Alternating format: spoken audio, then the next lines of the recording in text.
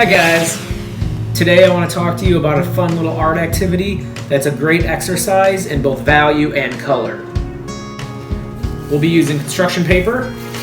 I've done this before and it seems to work best on black construction paper or dark brown. Unfortunately, I do not have that, so I will be using these right here. I will also be using some colored pencils. I have PrismaColor. PrismaColor is a high quality colored pencil. If you don't have PrismaColor, Crayola will work. It's just not as high quality. Let's get started. All right, first we're gonna start with value using a white colored pencil. Ideally, we'd be using a black background. If you have any black paper at home, I definitely recommend trying that. We will be applying the white. So this is a little bit of a reverse of how we normally apply value with shading, in which our pencil provides the dark ranges. We will now be working by adding in our white ranges. Let's practice doing a value range. I'm just gonna draw a rectangle, and we're gonna divide that up. So I got 4 little ranges there. I actually wanna do 5, though. I'm just gonna add another little box there. So now we are going to make it go from lightest to darkest. We are going to be doing our smooth shading. If you remember smooth shading, it works best. Now I got a nice long side of my lead. It's not super sharp on the end. If yours is super sharp on the end, I recommend doing a little bit of just kind of scribbling to the side somewhere. I like mine a little bit duller. Now, just like normal smooth shading, we're gonna start on one end, using the broad side of our lead, a little bit of pressure. We're just going back and forth, filling it all in one direction. Just getting one smooth layer all the way through. As we get down here, remember this is our lightest, so we're barely gonna put anything on there.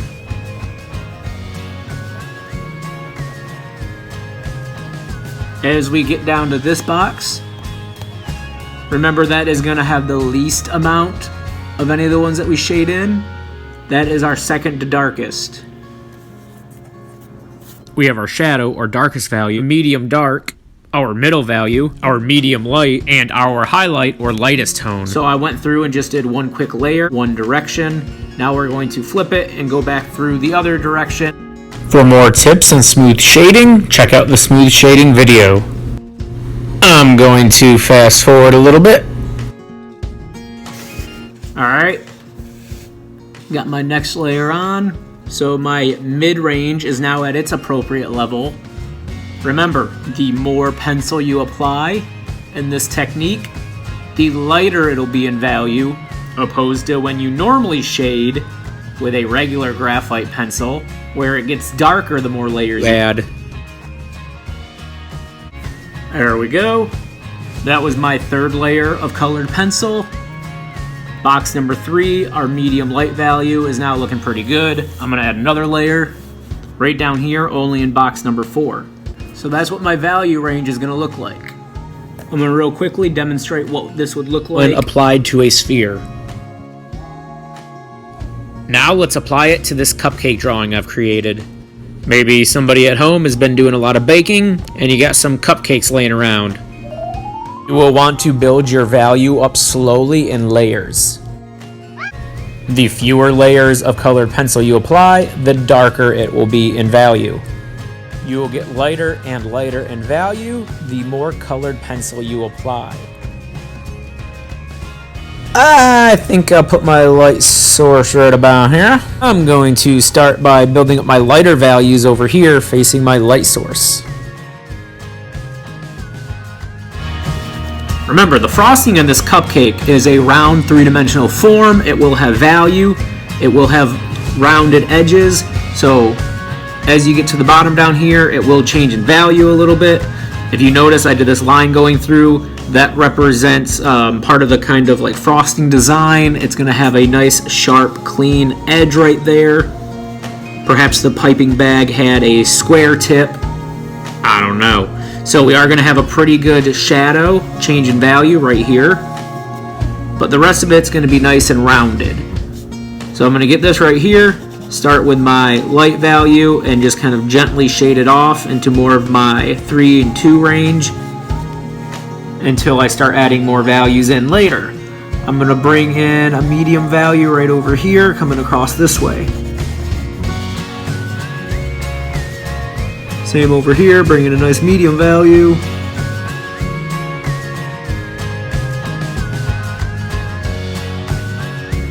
Right here, where the frostings kind of curve, sits on top of itself, I want to leave that pretty dark, so I'm going to try to leave that really close to the color of the paper.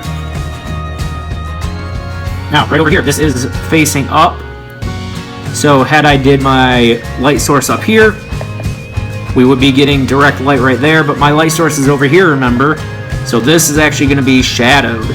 I might get a little bit of light kind of over here. Down this area, I have that curve again. I'm going to put a little bit of a highlight on that edge.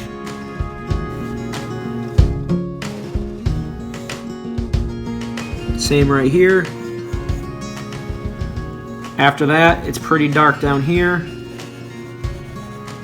I'm going to get a little bit of a light in there.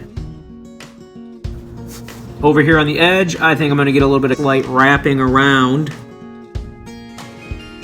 And I'm going to put a little bit of a highlight on that edge again.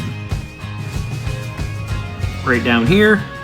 This one will be getting some light. It's pretty much facing right in there. I'm going to leave a dark value right on the underside of that line. And then get a little bit in here. This right here, I'm going to shoot for the kind of 1 and 2 range. As I bring it down around here, it is getting less light. I'm going to get more on the kind of 1 range.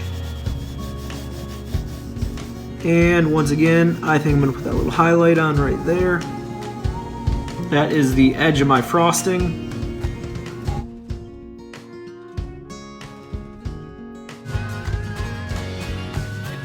Moving on to the cupcake wrapper.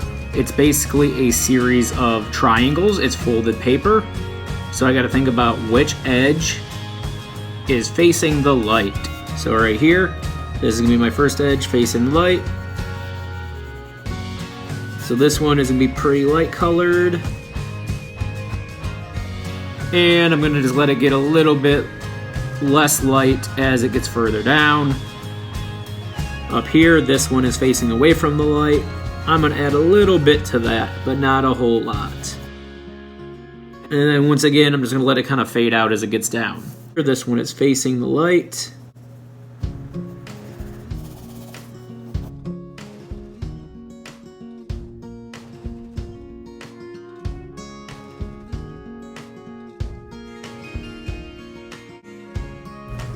As I get over here, less light is reaching the wrapper, so they're going to start getting darker.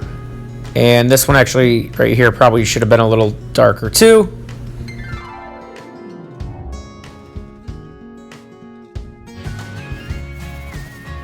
I'm going to do this all the way through. Alright, and I got to do the cake body. So the cake body I'm going to keep pretty much in the 2 and 3 range. 2, 3 and below.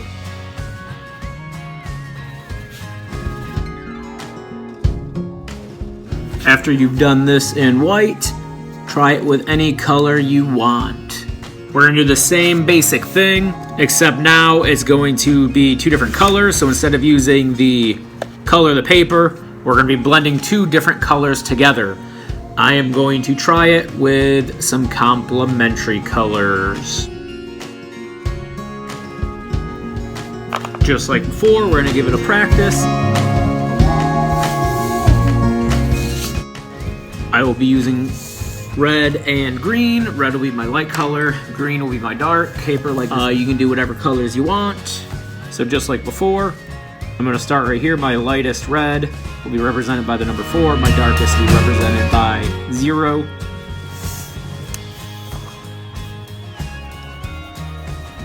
So box number 4, I'm going to go ahead and shade in. Continue down into 3. And a little bit into second layer in 3 and 4. and a last layer in 4. Now here's where we're going to do things a little bit different. I'm going to start here. I'm going to shade over 3 boxes with 1 layer. That'll take me to here. That means our midtone will be a mixture of red and green.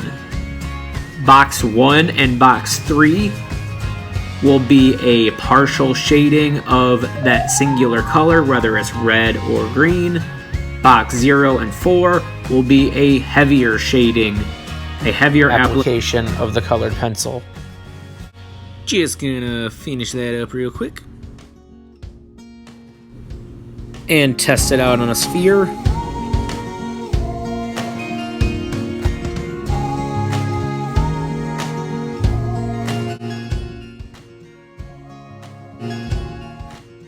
It doesn't work well on lighter paper like this blue. If you want to give it a shot where you leave the color of the paper as the mid value, it would look a little bit more like this. I will quickly apply the complementary color values to the cupcake. First, I layer in my light values using red.